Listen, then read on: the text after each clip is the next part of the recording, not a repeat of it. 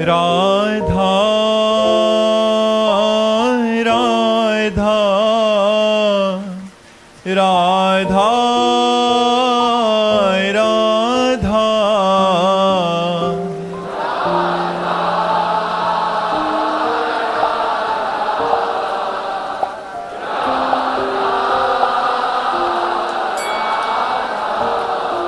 हाय राधा राधा राधा राधा राधा राधा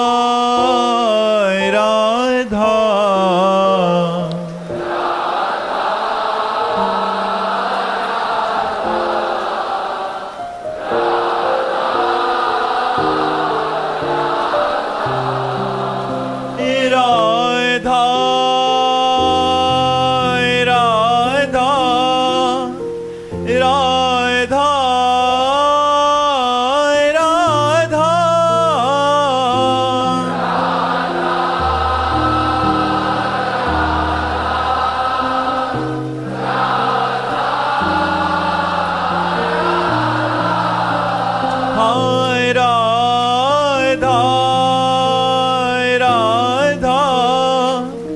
राधा राधा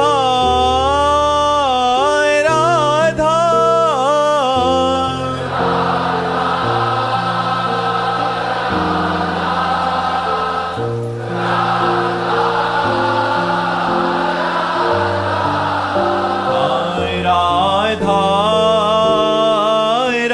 राधा राधा राधा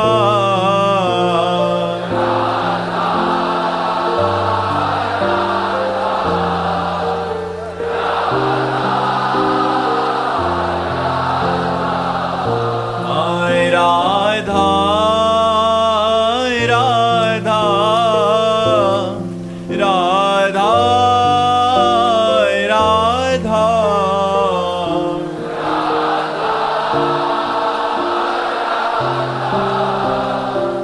राधा राधा श्री राधा वल्लभ लाल की, समस्त संत हरि भक्तन की, वृंदावन धाम की, सतगुरुदेव भगवान की। मनीष राणा जी बागपत से। राधे राधे महाराज जी। महाराज जी, कबीरा सब जग निर्धना, धनवंता नहीं कोई, धनवंता सोई जानिए जाके राम नाम धन होई। महाराज जी, मैं राम नाम जप करता हूँ पर फिर भी साइकिल से ही चल रहा हूँ, धनवान नहीं हो पा रहा।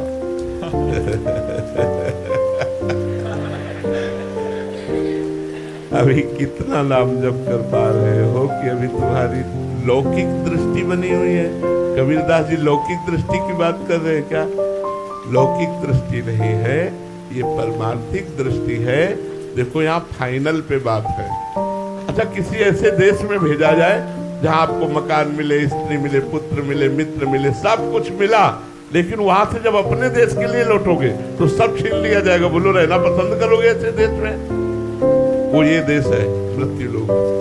यहाँ सब कुछ छीन लिया जाता है जब मृत्यु आती है। साथ क्या जाता है? नाम रूपी धन।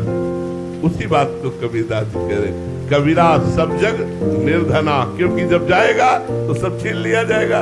धनवंता नहीं कोई, तो धनवंता कौन है? धनवंता सोई जानिए जाके राम नाम धन हो, क्योंकि जब वो जाएगा तो भगवान का नाम रूपी धन लेकर जाएगा, उसे कोई छीन नहीं सकता। हाँ, भगवान का भक्त हो सकता है, उसकी चरण पादुका भी न हो सकता है उसके भोजन की भी समस्या हो, लेकिन वो सबसे बड़ा धनी, ब्रह्मा भी उसके समान नहीं धनी है जितना नाम जापक धनी है। अगर नाम जापक लौकिक वस्तुओं की चाह करेगा तो पूर्ण हो जाएगी। तुम्हारे तो साइकिल है यार, हमारे तो साइकिल भी नहीं थी, हमारे तो साइकिल भी नहीं थी। मांग के रोटी खाते थे, कई कई दिन भूखे भी रहे जीवन में। जब गोस्वामी तुलसीदास जी के सामने अकबर बादशाह ने ताज उतार के रखा तो गोस्वामी जी की आंखों में आंसू आ गए। तो निज जनों ने पूछा कि बादशाह प्रणाम कर रहा है, इस खुशी में आंसू आ गए? उन्होंने कहा नहीं, जब राम का नहीं था तो तुलसी को कौर मांगे नहीं मिलता था। आज राम का हूं तो बड़ा बड़ा बादशाह ताज उतार के रखता है। तो ये केवल भगवान के हो जाने पर है। तुम जपते रहो, हमारी बात पे विश्वास कर लो, तुम ऐसे धनी हो जाओगे जो लोक परलोक दोनों जगह तृप्त हो जाओगे। हमारी बात मान लो, पहले नाम जप करो, तुम्हारे पाप नष्ट हो। ये ही पाप नष्ट होंगे तो ये सब सुख सुविधाएं आपको घेर लेंगी। अगर भगवान का भरोसा है तो भैया अपने आप सब व्यवस्था होती है, अपने आप व्यवस्था होती है। आप अभी नाम जप करो, ये सोचो मत कि हम साइकिल से चलते हैं, नाम जप करो, आगे व्यवस्था हो जाएगी, बढ़िया हो जाएगी। ये पर लोग सकल सुख पावत, मेरी सो भैया कृष्ण गुण संचु।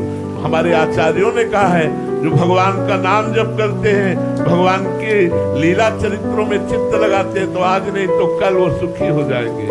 कल हमारा जीवन क्या था, आज हमारा जीवन क्या है, दोनों को देख लीजिए, लेकिन हम वही है, हम वही है।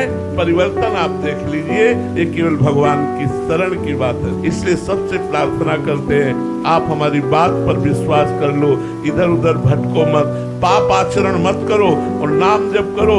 गुरु कृपा से आप देख लेना, एक दिन निहाल हो जाओगे। छोड़ना मत नाम जप करना, चाहे लाभ दिखाई दे चाहे ना दिखाई दे, एक दिन देखना निहाल हो जाओगे। जैसे हम आपको कह रहे हैं, ये तो आपको बाहरी बात है, आंतरिक बात है कि मुझे भगवान की कृपा प्राप्त हुई, मुझे श्री जी की कृपा प्राप्त हुई, जो हम तुम्हें बता नहीं सकते। लोक और परलोक दोनों हमारी जेब में है, दोनों हमारे हृदय में आनंद प्रदान कर रहे हैं। इसलिए विश्वास कीजिए, खूब नाम जप कीजिए। ऋषभ अग्रवाल जी, वाराणसी से। राधे राधे महाराज जी। महाराज जी, आपके चरणों में कोटि कोटि प्रणाम। महाराज जी, राजी है हम उसी में जिसमें तेरी रजा है। महाराज जी, ये भाव श्री जी के लिए अपने हृदय में कैसे प्रकट हो? क्योंकि सुख में तो ये भाव रहता है, परंतु दुख में। अरे यहाँ सुख की बात राजी है उसी में जिसमें तेरी रजा है। ये बहुत बड़ी स्थिति है, ये स्थिति है, ये कोई बुद्धिगत सोच नहीं है। बुद्धिगत सोच में इतनी सामर्थ्य नहीं है कि हम राजी हैं उसी में जिसमें तेरी रजा है। ये स्थिति है जब मैं का पूर्ण रूप से प्रभु में समर्पण हो जाता है। जैसे गोपीजन कहती हैं, कान भय प्राण में, प्राण भय कान में, सखी ही में न जान परे कान है कि प्राण। प्राण हमारे कृष्णाकार हो गए, मानो कृष्ण ही प्राण हो गए। अब जो राजीपना है, जैसे श्री गुरु अर्जुन देव जी कहते, तेरा किया मीठा लगे। जैसे हरिवंश महाप्रभु कहते, जोई जोई प्यारो करे सोई मोहि भावे। जैसे श्री स्वामी हरिदास जी कहते, ज्यों ज्यों राखत हो त्यों त्यों रहियत हो हे हरि। ये बहुत ऊंची स्थिति है। जब अहम का समर्पण हो जाता है, जीवत्व भाव नष्ट हो जाता है, केवल कृष्णाकार वृत्ति, तब हम उसी में प्रसन्न रहते हैं जो हमारे प्रभु का विधान रहता है। वो दुख सुख की वहां गणना नहीं होती, वहां दुख सुख की गणना नहीं होती, वहां प्रभु के विधान की गणना होती है। ये बहुत बड़ी बात है, ये बहुत ऊंची स्थिति है, जिसके हृदय में आ जाए कि हम राजी हैं उसी में जिसमें तेरी रजा है। ये बहुत बड़ी बात है। इसकी तो भीख मांगते हैं हम भी, इसकी भिक्षा मांगते हैं प्रभु से कि हे नाथ, ऐसी सामर्थ्य दे दो कि आपके विधान में क्यों में न लगे और मन राजी हो जाए। ऐसा क्यों ये न लगे, ऐसा प्रभु ने क्यों किया, ये प्रश्न न खड़ा हो और हमारा हृदय नाचे कि ये मेरे प्रभु का विधान है। चाहे वो घोर रूप हो, चाहे वो प्रिय रूप हो, चाहे वो शांत रूप में विधान हो या घोर रूप, घोर शांति का तांडव हो, तो भी हम राजी हैं उसी में जिसमें तेरी रजा है। ये अहंकार समर्पित होने पर ही ऐसी स्थिति आती है। ये बातों से स्थिति नहीं आएगी, ये बुद्धिगत स्थिति नहीं है, ये बुद्धिगत स्थिति नहीं। बुद्धि तो सुख में बोल देगी हम राजी हैं उसी में जिसमें तेरी रजा है, लेकिन दुख में आप सोचो, एक महापुरुष को तपते हुए तवे पे बैठाल करके और ऊपर तप्त बालू डाली जा रही है, पूरा शरीर जल रहा है ताप से, और कहे तेरा किया मीठा लागे। बहुत ये तो ऊंची स्थिति है। आरे से चीरे जा रहे और मुस्कुरा रहे। विष का प्याला मीरा जी के सामने भेजा गया, पी गए। घबराती है उसी अपने अहम को जब तक भगवदाकार नहीं कर दिया जाता, जब तक पूर्ण समर्पण नहीं कर दिया जाता, तब तक ये बात नहीं। आप सोचो, तुम दुख सुख की बात कर रहे हो, अपने धर्म के लिए गर्दन कटवा रहे हैं, लेकिन हम राजी हैं उसी में जिसमें तेरी रजा है। उनके एक शिष्य ने कहा, अपनी सामर्थ्य प्रदर्शित करना चाहा तो सारी नजदीक बुलाया और छू दिया और कहा आप दिखा सामर्थ्य। हम वही जो वाहिगुरु का आदेश है उसी का पालन करते हैं। हमें अपनी सामर्थ्य का प्रदर्शन नहीं करना, हमें दिखाना है बलिदान देकर कि धर्म के प्रति कितना समर्पण होना चाहिए। हम राजी उसी में जिसमें तेरी रजा है। ये बहुत बड़ी बात है, बहुत बड़ी बात है। हम राजी है उसमें जिसमें तेरी रजा है। ये तभी हो सकता है जब अपने को जिंदा मार दे। जिंदा मार देने को होता अहम को मिटा दे। जीवित मर जाए उलट आप में समाए, यह दिलगिरी है। जीवित मर जाए उलट आप में समाए, यह दिलगिरी है। अरे वो प्रभु का पार्षद होता है जिसके हृदय में बात आती है। हम राजी हैं उसी में जिसमें तेरी रजा है।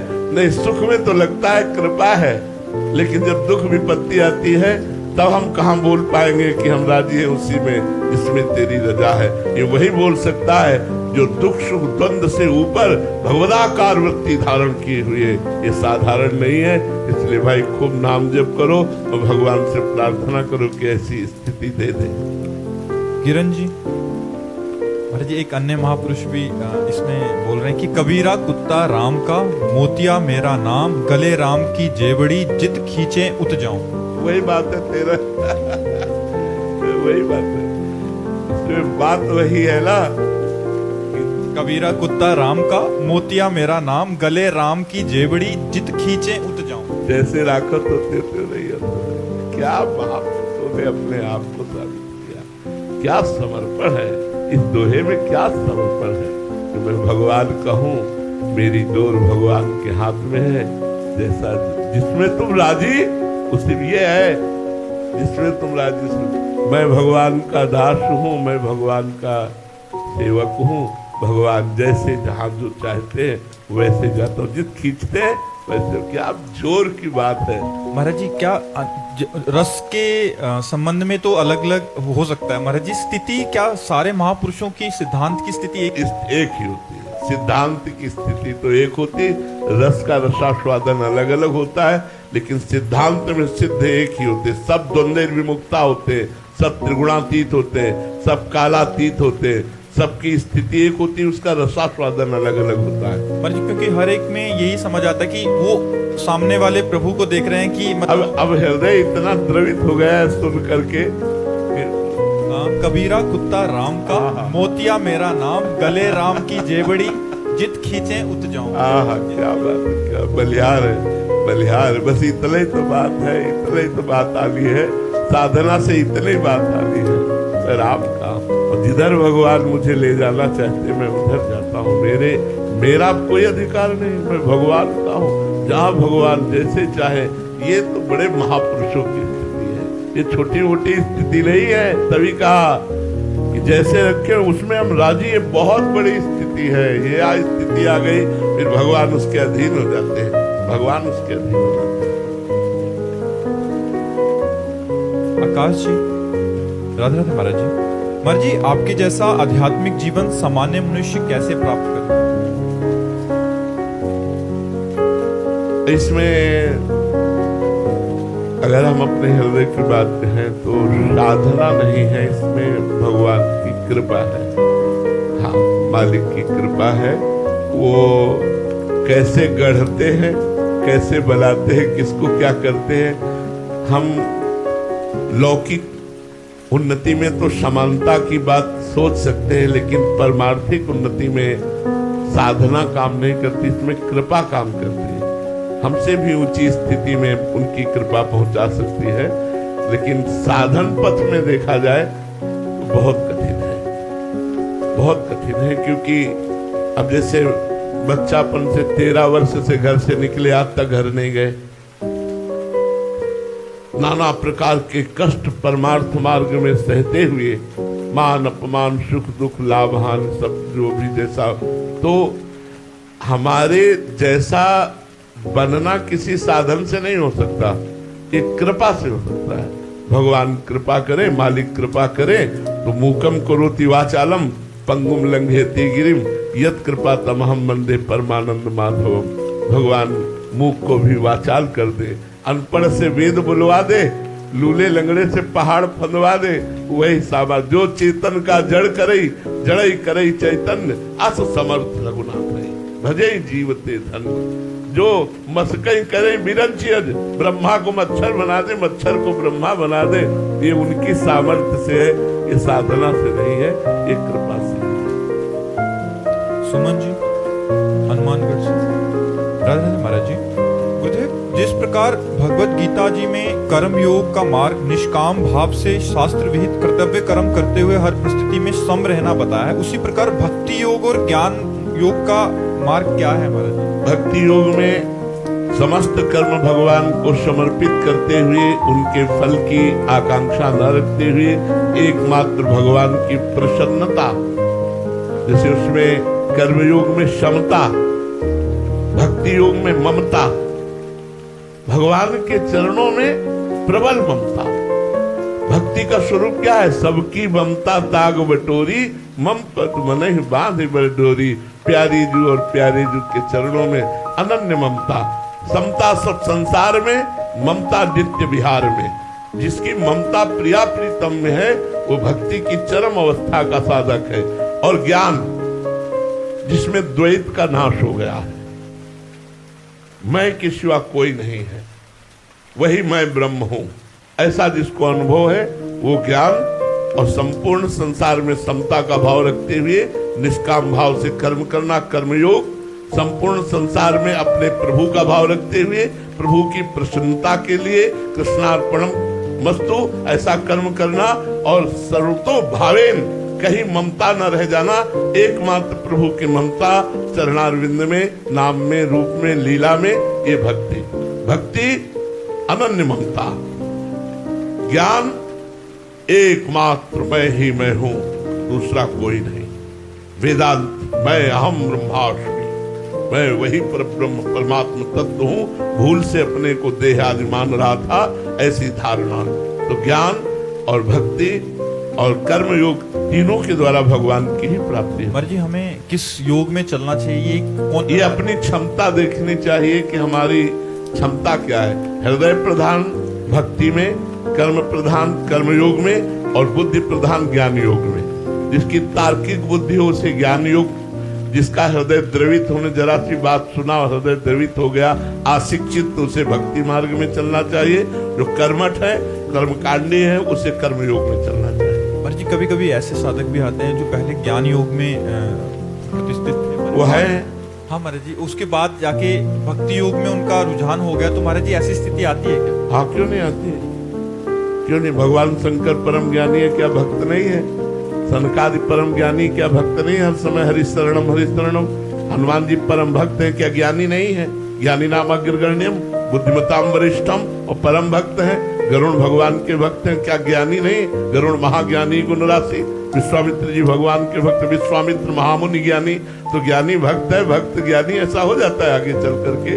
अगर उसकी रुचि भगवान में बढ़ गई तो प्रेम में निकल गया, अगर स्वरूप में आ गई तो ज्ञान में निकल गया। और भक्ति योग वाला ज्ञान योग में कठिन है। भक्ति योग वाले में मैं ब्रह्म हूं ऐसा ज्ञान कभी नहीं आएगा। स्थिति एक ही होगी, ब्रह्म नहीं, माया नहीं, नहीं जीव नहीं काल, अपनी हूं सुदिना रही। ये भक्ति की तन्मयता है। अपनी हूं सुदिना रही, एक रहे नंदलाल। वो भगवान में तन्मय होकर मैं का विस्मरण कर देता है, और वो मैं में स्थित होकर नानात्व का विस्मरण कर देता है। ज्ञान में ये अंतर है। भक्त कभी ये नहीं कह सकता मैं ब्रह्म हूं, ऐसा कभी नहीं कह सकता, ऐसा नहीं सोच सकता। वो सदैव सोचेगा मैं। देखो कितने बड़े महापुरुष ज्ञानी हैं। कबीरदास जी जैसे अद्वितीय ज्ञानी होते हैं और कह रहे मैं कबीरा कुत्ता राम का, मोतिया मेरा नाम, लुट गले जाने राम को की मन जेब। होता है। ऐसे महापुरुषों की बात सुनकर ऐसा लगता है लुट जाओ, इनके चरणों में बिक जाओ। कितनी बड़ी बात कहती, बहुत बहुत बलिहार है ऐसे महापुरुषों में। राज शर्मा जी बंगाल से, राधे राधे महाराज जी।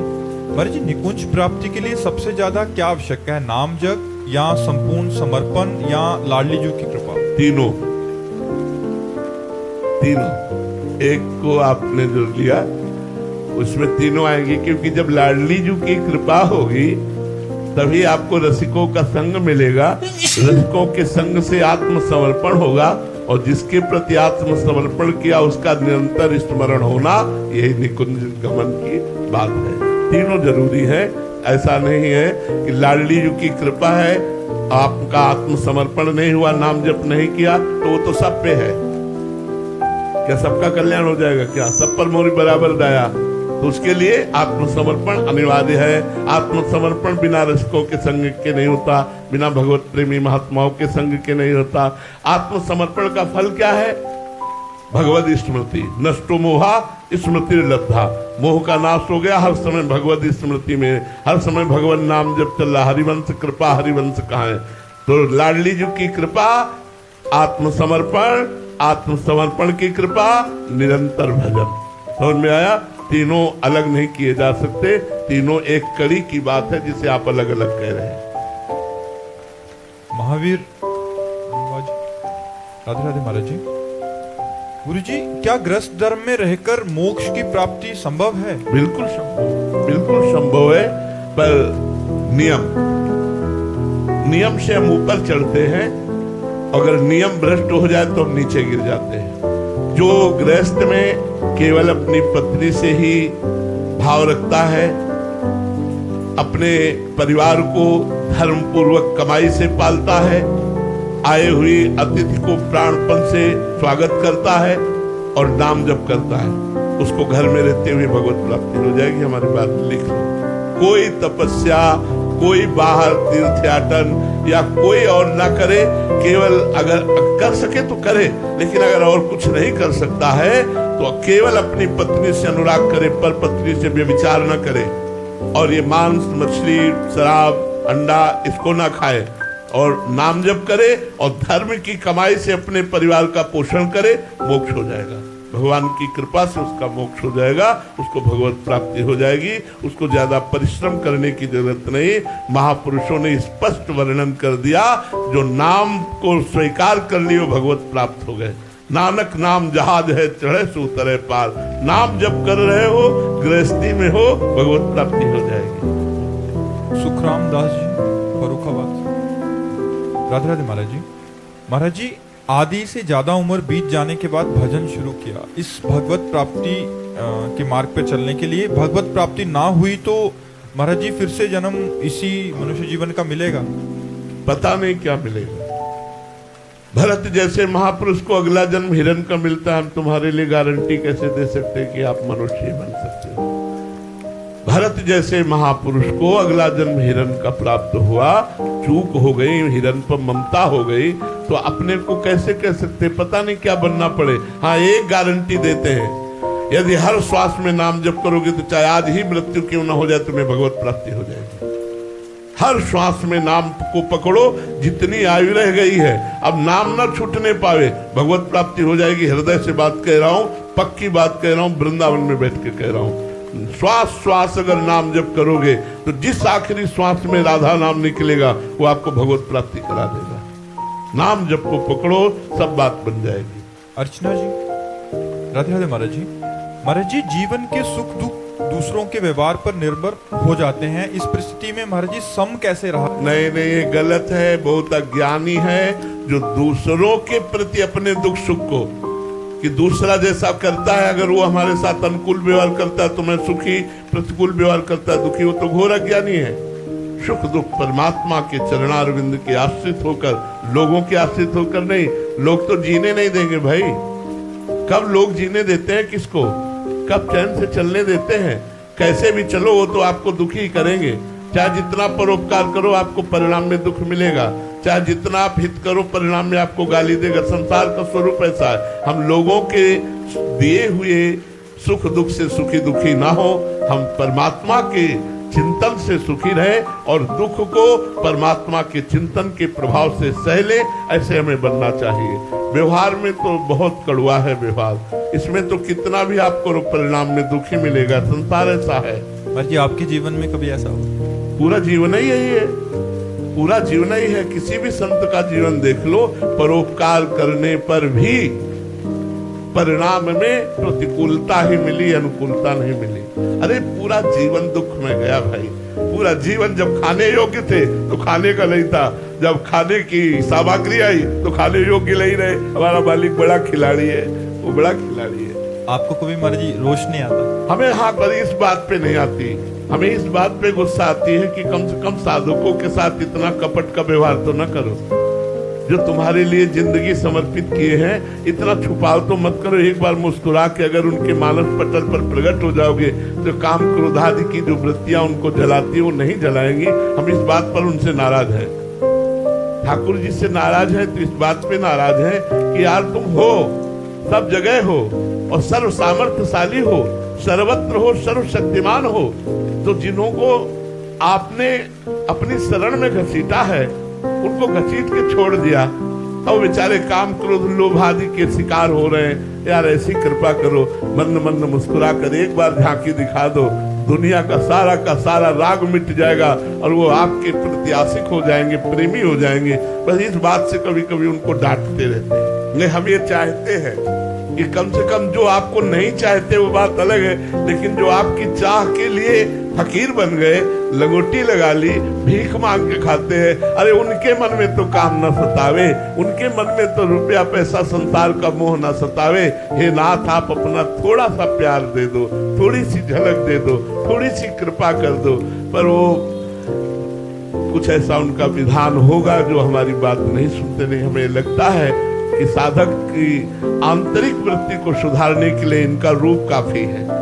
एक बार रूप प्रकाशित हो जाए, जिसने देखा वो कहीं और का नहीं रहा। रूप छके घूमत रहे, तन को तनिक न भान, नारायण दृग जल बहे, यह है प्रेम पहचान। पर ये ऐसे प्यारे हैं, ऐसे प्रेमी हैं कि पर्दे के पीछे से सब कुछ करते रहते हैं, सामने नहीं आते। और सामने आए भी ना, ये काम क्रोध लोभ मोह मद मत्सर अपना प्रभाव दिखाते रहते हैं। बड़ी कभी कभी हंसी आती है कि यार इतने बड़े मालिक का दास होकर के साधारण लोग कूट के चले जाते हैं और आप देखते रहते हो। अरे भगवान क्या के काम क्रोध लोभ मोह मद मत्सर क्या है? अगर उनके दासों को ये परास्त करते हैं तब तो इज्जत की बात है कि आपका दास हम कहलाते हैं, हमको ये साधारण लोग मार के माया के चले जाते हैं ना। तब तो कृपा करो, ऐसी सुरक्षा कर दो कि कम से कम काम क्रोधादि दोष आपके पवित्र समर्पित हृदय में इनका प्रभाव न पड़े। बस इस बात से हमारी उनकी होती है और कोई सी बात से नहीं होती। महाराज जी कोई ऐसा संविधान है क्या कि इतना तप के बाद मिलेंगे, इतने जप के बाद मिलेंगे, इतना समय बीतने के बाद मिलेंगे? असल बात मेन जो पॉइंट है वो समर्पण है। हम लोगों के समर्पण में कमी रहती है, देहाभिमान बना रहता है, इसलिए देहाभिमान रूपी ग्रह में ही काम क्रोधादि रहते हैं। समर्पण में कमी होने के कारण प्रभु सामने नहीं आते। हम और कुछ देख करके राजी हैं इसलिए वो सामने नहीं आते। यदि हम और कुछ देखकर राजी ना हो, केवल अपने प्रभु से प्यार करें तो बहुत जल्दी सामने आ जाए। हमारा केवल समर्पण प्रभु के प्रति हो तो बहुत जल्दी सामने आ जाए। हम लोगों में त्रुटियां हैं, इसलिए अब वही दूर करेंगे, वही अपनाएंगे।